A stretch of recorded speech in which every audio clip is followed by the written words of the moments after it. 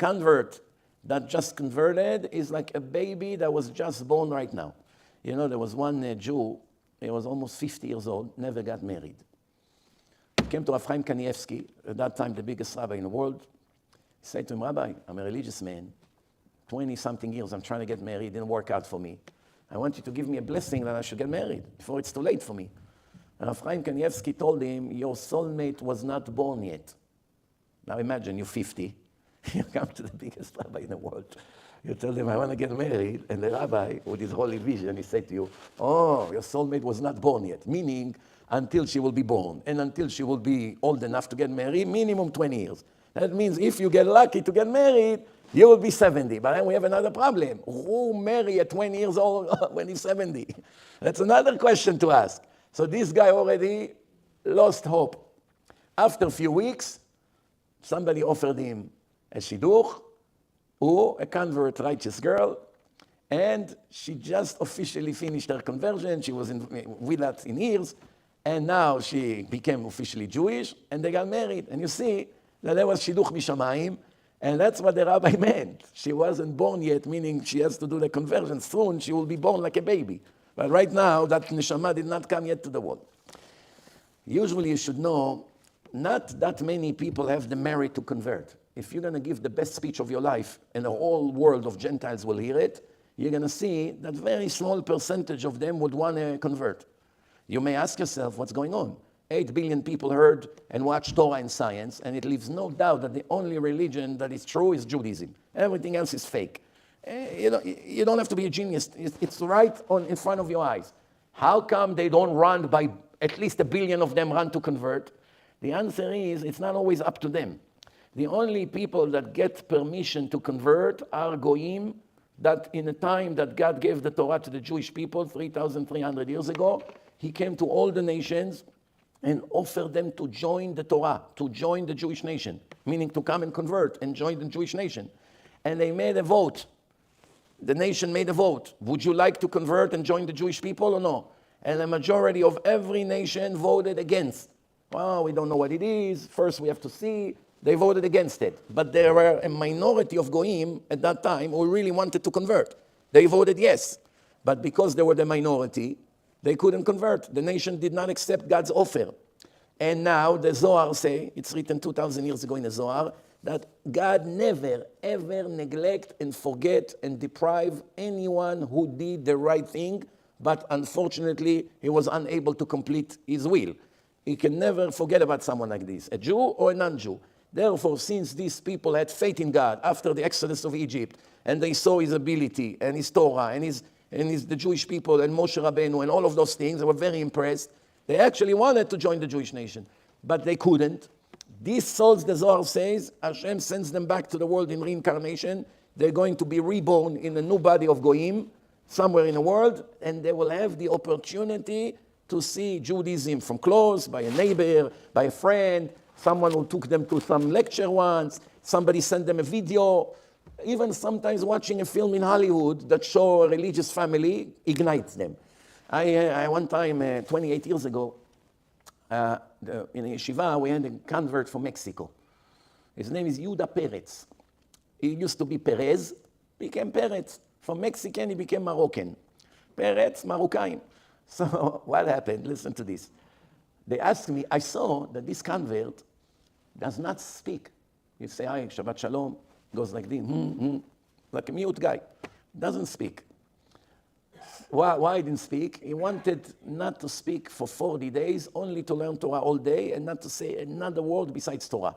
Why? Because it's written in the holy books that if you don't speak anything, no nonsense, no nothing, just Torah for 40 days, you have a holy vision. You have special intuition from Hashem. A little bit like a prophet. And he was he made an experiment not to talk. Anyway, one time, after he finished his 40 days, he asked me, can I get a ride with you? I need a ride. Where? To Brooklyn. I say, yes, let me take you. So I'm driving with him, and I started to ask him personal questions. So how did you convert? Where are you from? He said, I'm from Mexico. How did you end up here in Yeshiva in Monsey? Listen to this. He said to me, I was a very good baseball player in Mexico. One of the best. And they saw me, and they wanted me to come to, I don't know, New York Mets, one of the baseball teams here, to get a contract here. And when I arrived to New York, I asked back then in those days, you didn't have Waze, you didn't have internet, you didn't have cell phones. It's 28 years ago. It was a very primitive world. So people didn't have, best case scenario, you had a beeper. So he ended up by mistake, instead of going to the baseball stadium, he ended up in Borough Park. And it was Friday evening. He arrived to Borough Park. I was supposed to go to somewhere in Queens from JFK. Where did he end? He took a bus or something or a train, ended up in Borough Park, Friday evening. He came out of the bus or the train. He see thousands of people, black and white, black hats, everyone dressed like this, beards. Now he was very, very serious Christian. His parents, his families. He looked around, he started to ask people, what is this place? I never saw people that look like you. I told him, this is all Jewish people, religious people. But why you all dress like this? I mean, I saw in Mexico some Jews, but they didn't dress like you. And he said, over here, people are very religious. They live exactly according to the rules of God. Since he was already religious, loving religion, he said, where everyone is walking, why there's so many people in the street? They said, we're going to the synagogue to accept the Sabbath. Now, he learned in Mexico about the Sabbath of the Jews. And the Jews are the chosen people. So he said, can I come and see? He said, yes, you can come and see. Can I enter? Yeah, put this on your head, put him in the synagogue. When everyone left the synagogue, the rabbi over there, he looked at him, he said, do you have a place to eat for Shabbat? He said, no, come to my house. He thought he's a convert. See him with a kippah, took him to his house, then he found out he's not a Jew. That was the moment that changed his entire life. He started to check. He said, if there are people who live like the old days, like God said, this is what I always learn in Christian school in Mexico, and finally I see these chosen people for the first time in my life the way they are. He started to learn. He converted to Judaism. He became a sofer time. He writes tefillin and mezuzot and sifrei Torah. He has 9 brothers. All of them converted to Judaism. And he has one sister. She's a nun in a church. That's the story of this guy. Nun in a church. Now, he came to New York to join a baseball team. And the next day, he found himself in yeshiva in Monsey of Baalei Tshuva. And today, he's a very, very famous person in Israel. So you see, nothing is random. Everything is from Hashem. Everything is from Hashem.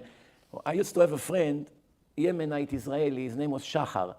In the old days, one day he shows up with a Korean woman. Young Korean, 21, 22. He was 24, she was probably 22. New girlfriend. He met her in a club in Manhattan. Now, you see, we were not religious in those days. We're talking 33, 34 years, we're talking 1990, 36 years ago. We were not religious, but we know in those days that it's the end of the world if a Jew is marrying a non-Jew. This we knew from our grandmothers. It's the tradition. Nobody liked the idea that he has a girlfriend. We thought she's Chinese because we cannot tell the difference, We see Oriental, we thought Chinese. Shachar, ma, יש לך חברה סינית? She's not Chinese, she's Korean. I said, hey, what's the difference? We didn't know the difference. Anyway, so one day he said, you can relax. She now is in a conversion, she learns Torah, she is a Rabbanit, she goes, she teaches her, she's going to convert. I'm not going to marry her unless she converts. Remember, he's not religious, this guy. You had to see him with his curly hair, Yemenite, on the beach.